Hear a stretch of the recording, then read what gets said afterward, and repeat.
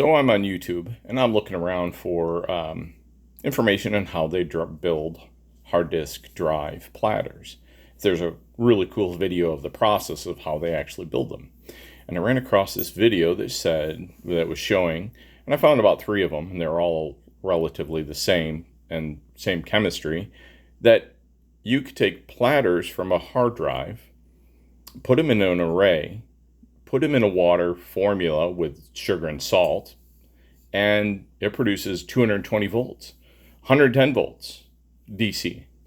And so I was like, all right, this is interesting, but understanding how a battery works, it makes sense that you could get some electricity out of it.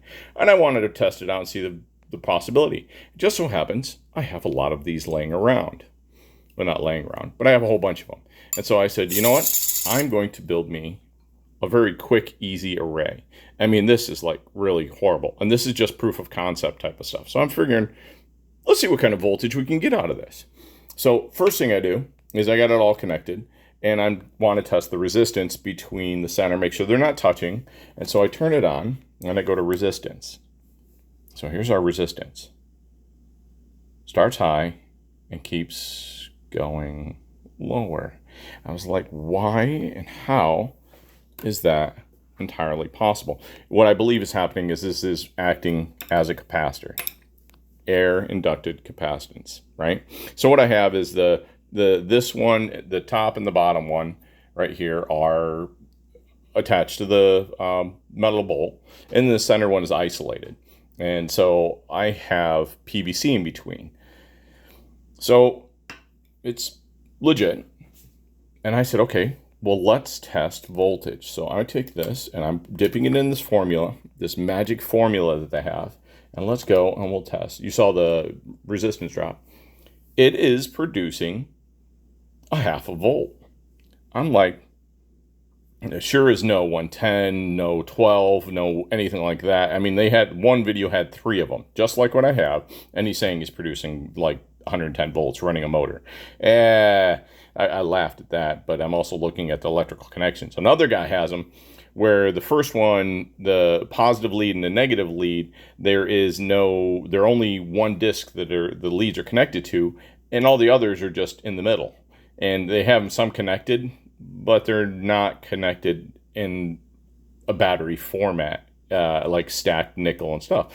So, but yeah, so this is absolute bullshit. But then it gets weird. So I got a 0.5 volt. I can change polarity on my meter. I know I have 2 red leads. I apologize. But I got a 0.5 volt from 3. And then the weird part, if I take this, pull it out, now it's going to make me look stupid. Nope, there it goes.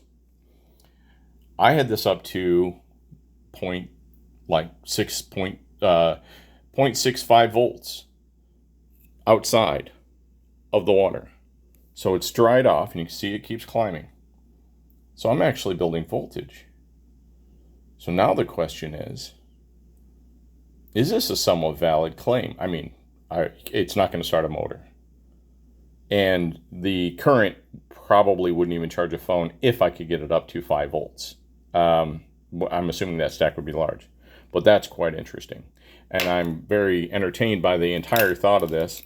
And then I was thinking, what is the possibility? I mean, maybe I have this wrong, completely wrong. And maybe just maybe, that I have this in a way where I'm not understanding it. So let's try this one more time. I'm going to take this, I'm going to dip it back in, and let's turn it to AC.